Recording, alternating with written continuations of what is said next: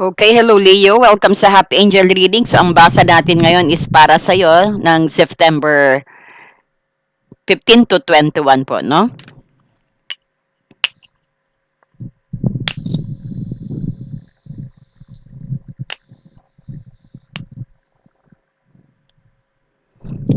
Ayan, so titignan natin ang iyong pag-ibig, no? At ang iyong hanap buhay. At sinong maaring maka-attach sa iyo, no? Sino ang maaring makasalamuha mo. Okay, so gagamit tayong Romance Angel at ng Guild Tarot.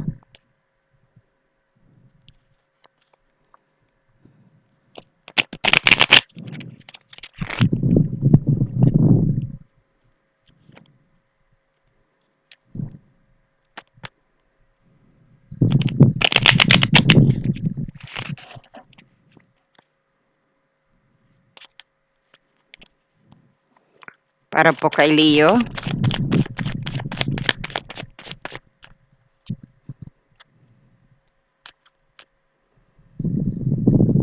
Okay, para po kay Leo Spirit Guide. Leo sa kanyang pag-ibig at karera.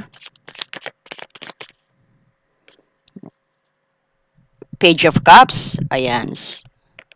Sinong you might be dealing with water sign. And you have also High Priestess. Uy, my lovers. Ay, nako, bakit siya baliktad? Okay. So, kuha tayo kay Romance Angel.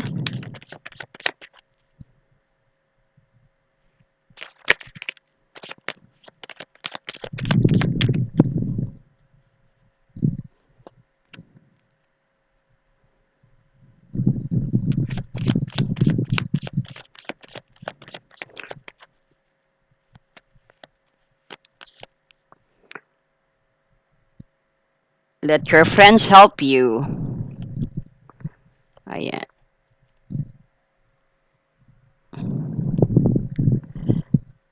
So, message from the universe regarding sa love life mo.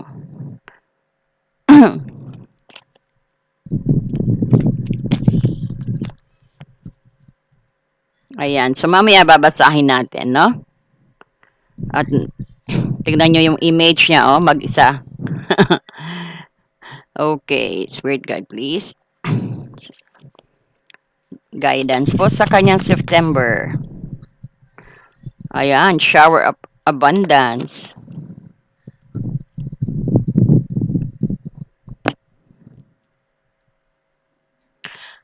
Ayan. So, kung bago ka po sa ating channel, please don't forget to like and subscribe and hit the notifications bell po, no? At salamat po sa mga nag-hike, no? At saka nag-subscribe at nag-like sa atin. Iba pa yung hike tsaka like. Ayan. Thank you so much. I appreciate it. Ayan. So, tignan natin ang iyong no? May natin uli ang energy. Medyo mabigat, no?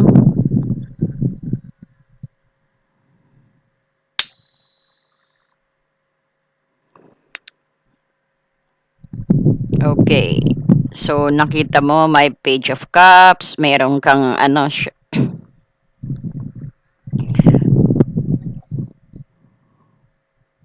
so, parang ito yung isang tao, no? At may pagka-inosente. Sabihin natin, malikain at bukas sa mga bagong karanasan, no? Parang sila yung madaling ma-in love at may emotional na pagiging sensitibo. O pwedeng yan din ang iyong energy sa September 15 to 21, no? So kadalasan sila yung mga hopeless romantic na mas gustong ipakita ang kanilang pagmamahal sa pamamagitan ng, sabihin natin, mamaliit na sweet gestures, no?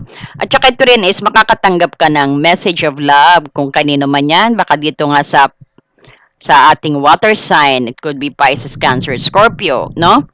So, basta any sign siya, it could be also na energy mo to, na may baka susulatan ka, no? Na about sa iyong love life din, no? May gusto ka iparating na liham sa etong September. So, nakikita natin ang Maari rin mangyari sa'yo, parang ito yung simula at yung malikhaing idea mo at emosyonal na pagiging bukas. So, nagpapahiwatig ito ng isang bagong romantikong posibilidad din at isang pag-unlad, no? So, sa kasalukuyang relasyon, no, isasabihin nating mensahe na may dalang magandang balita. No, halimbawa, yung isang kaibigan mo, magpapakilala sa'yo na so isang tao na may potential na maging very romantic kong partner, no? So, ang taong ito yung maaring mas bata sa'yo. O sabihin natin, may youthful na at artistic na personalidad, no? So, ang connection niya ay magsisimula sa pamamagitan ng inyong creativity, activity tulad ng pag-attend ng mga isang art workshop, no? So, ito rin, meron kang High Priestess in reverse. So, pag ang High Priestess in reverse, nagpapahiwatig ng sabihin natin pagharap sa mga lihim, no? At pagkalito at kawalan ng tiwala sa intuition, no? So, maaring may trust issue kayo o communication problem sa isang relasyon at may mga bagay na hindi pa malinaw, no? So, sabihin natin sa kasalukuyang relasyon, maaring mayroong mga nakatagong issue na lumabas, no? Merong lihim na itinago ang iyong partner, no? Na nagdulot ng pagdududa sa iyo. So, ito yung rin yung maaring maging sanhi ng maliit na away at hindi pagkakaunawaan. No, sa halip na makinig sa iyong inner voice, nagpapadaig ka sa mga panlabas na ingay, sa mga chismosa, chismoso, at masyado ko nag-aalala, no? Ayan. So, ang High Priestess in reverse kasi, no? Kumbaga may parang sabihin natin, nathanes, no? Mga bagay na hindi pa malinaw sa isang relasyon, maaring may nakatagong impormasyon yan mula it's either sa'yo o sa partner mo. O may mga pag-aalinlangan ka rin sa kanyang pagiging tapat, no? Yan yung kawalan ng tiwala mo sa sarili, no? Nahihirapan kang magtiwala sa iyong intuition, Leo, no? Sa halip na sundin ang iyong nasa kutob, mas pinakikinggan mo ang sinasabi ng iba o ang panlabas na ingay, no? Ask your heart, no? At saka kilala mo naman ang taong yan, ang persons mo. So, hindi mo kailangan actually makinig sa mga chismis, no? Kasi ipasok mo sa tenga, ilabas mo sa kabila, no? So, maari mag-cause ng ng hiwalayan, no? So, pero nakita natin, baka some of you may nanliligaw, may asawa na pala, may syota na pala. No, ito, may lovers in reverse ka. Ito yung sabihin natin, hindi pagkakasundo, no? Mayroong matinding conflict sa isang relasyon, no? So, Leo, ngayon ba yan sa'yo? So, maaring hindi kayo nagkakasundo sa mga mahalagang bagay o meron ng malinaw na sinyalis ng paghihiwalay, no? Kasi nga may high priestess na tayong reverse, so baka nabunyag mo ang kanyang lihim at ayaw mo, ayaw mo na. So, mahirap na, ibig sabihin din itong lovers, ito yung sa parang ikaw yung nasa gitna ng isang matinding pagpipilian. Halimbawa, pumipili ka sa pagitan ng dalawang manliligaw din o baka bago nga itong itong si Page of Cups mo, no? O sabihin natin sa pagitan ng relasyon at ng iyong karera. So medyo nalilito ka, no? Na ito yung nagiging sanhi ng stress at kalungkutan. No, sa nakikita natin sa kabuuan actually yung paglitaw ng mga card na to, ito yung nagpapahiwatig na ang iyong kasalukuyang sitwasyon. Sa pag-ibig ay nasa isang yugto kung saan nagsisimula ang bagong emosyonal na oportunidad, no? Ngunit mayroon ding mga hadlang, no? Ang High Priestess and reverse, lovers in reverse, no? Na kailangan mong lampasan. So, ang susi sa paghahanap ng kaliwanagan actually is lalo na sa pagkalito mo at ang pagiging tapat lang sa sarili at maniwala sa iyong intuition. Huwag maniwala sa mga syete-syete. Okay? So, masasabi ko pa, sabihin natin itong sa career mo,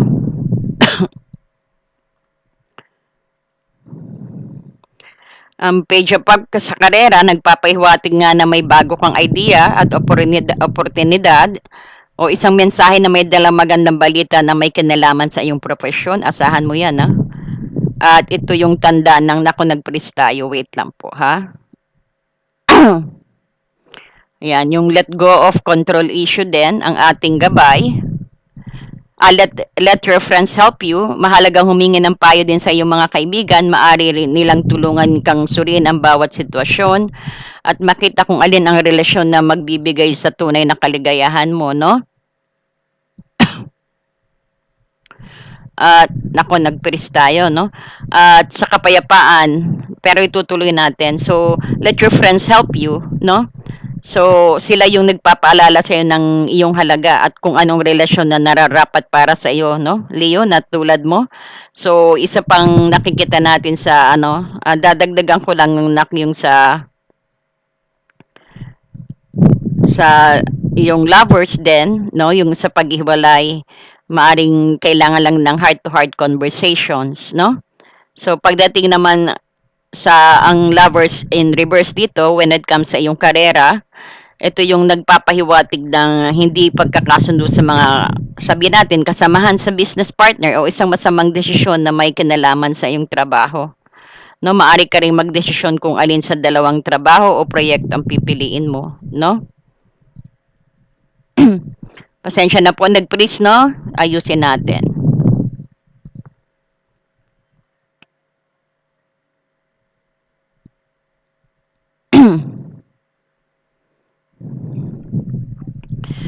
So,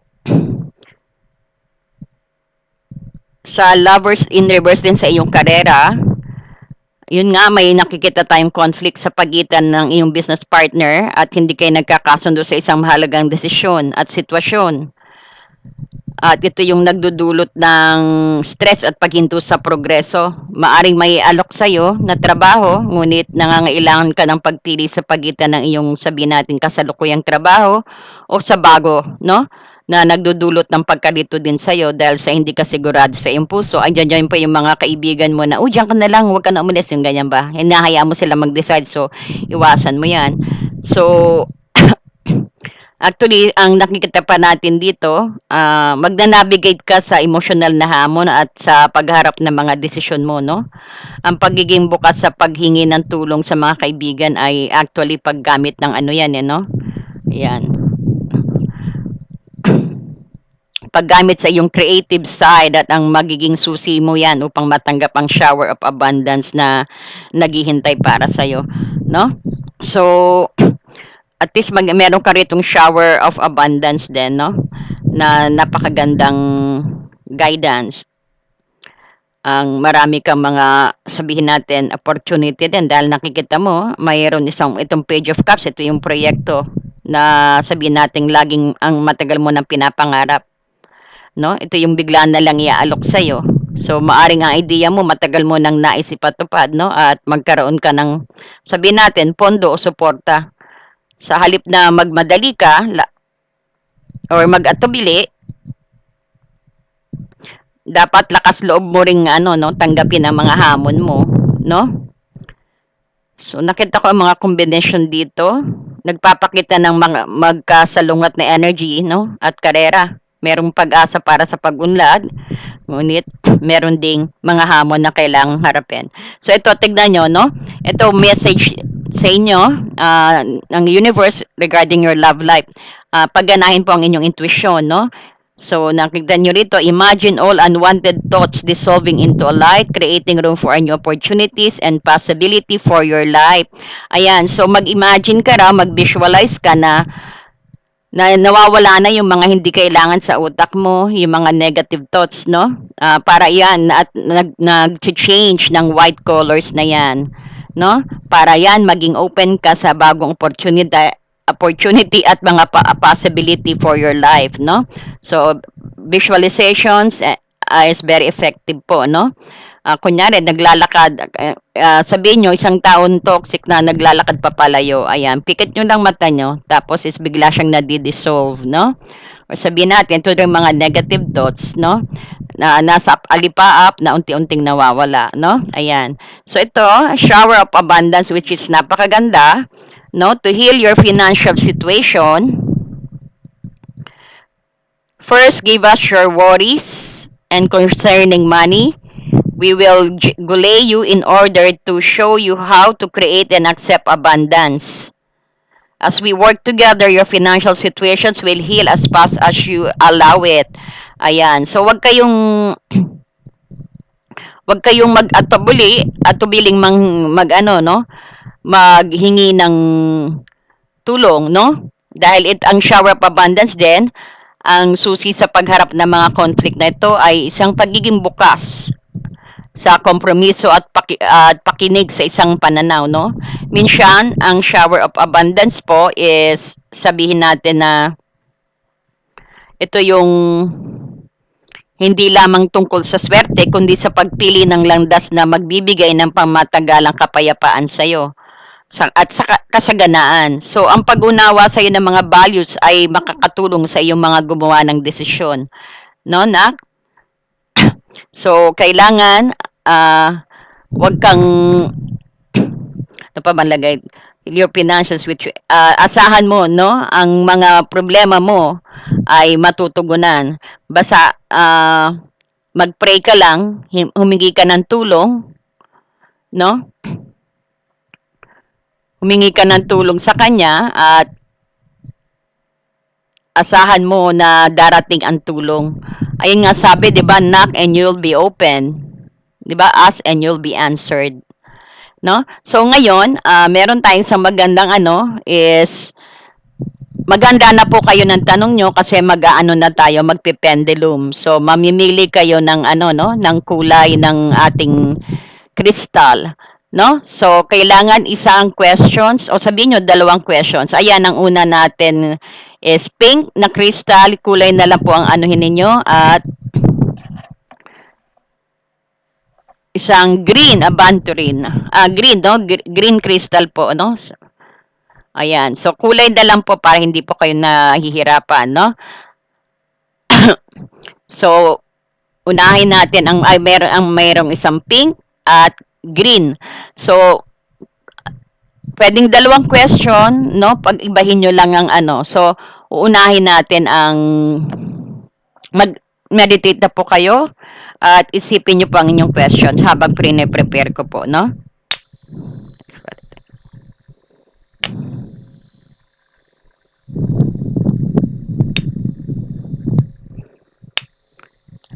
So, pikit lang po kayo at isipin nyo ang inyong mga questions, no? At titignan natin ang sagot ng pendulum. Okay, ready na po kayo, no? So, take a deep breath and uunahin natin yung kulay green. Kung sinong nakapili sa green, no? Ito ang sagot. Sa mga nakapili ng green, no? Pwedeng i-alternate nyo kung dalawa ang inyong questions, no? Kung ano yung una nyong question, anong kulay ang ginamit nyo. Kung ang pangalawang questions, anong kulay din ang ginamit nyo, no? Ayan. So, take a deep breath po, no? Okay. Okay, spirit guide. Please show me yes and no. Please show me yes and no, spirit guide.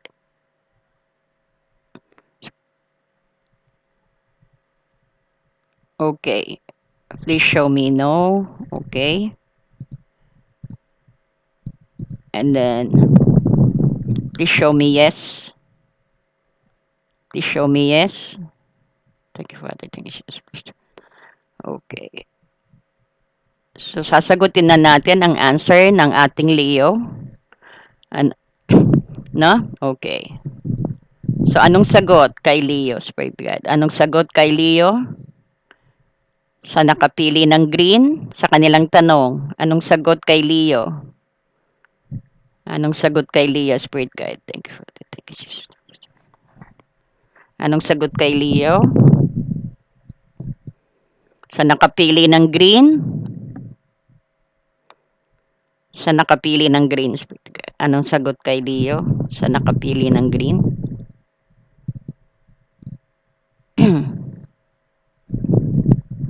Anong sagot kay Leo sa nakapili ng green? Ayan, yes daw po. Medyo mahina. Ayan, papalakas na siya. Ayan, papalakas na. So, this is yes, no? Ayan, this is 80% yes po. Okay? So, maliwanag na yes, yes, yes. Lakas niya, no? Ayan, Leo, tignan mo ang iyong sagot. Yes.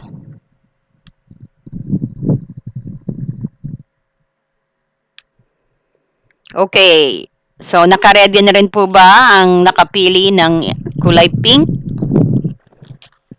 or red kung paano yung nakikita sa screen? Ang importante yung ano, no? Kung tanda nyo, no? Ayan. So, lahat ng nakapili, ito na yung sagot sa inyo, no? So, una is yes sa kulay green, and then ngayon naman is nakapili ng pink or red kasi nakikita ko sa camera parang pink and red, no? Okay, show me no.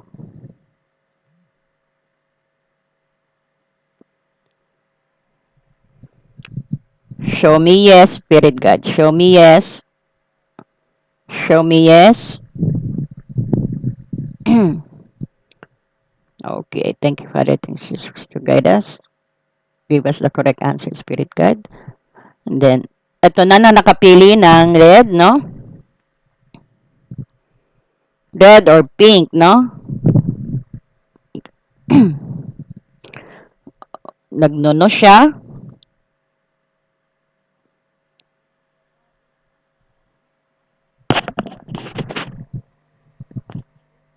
Ayan, parang nagsisearch pa siya, no? Okay, Spirit God, please to guide us on the answer. Please to guide us on the answer. Maybe. Once. Twice. Thrice.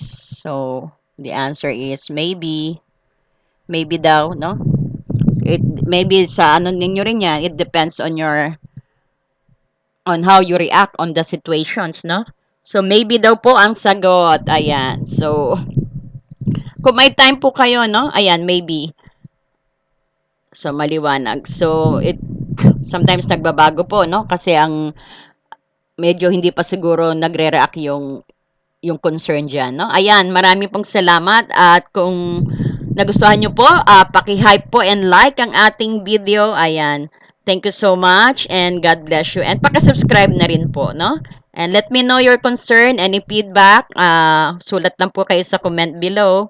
Thank you so much and God bless you all. Ayan, marami pong salamat.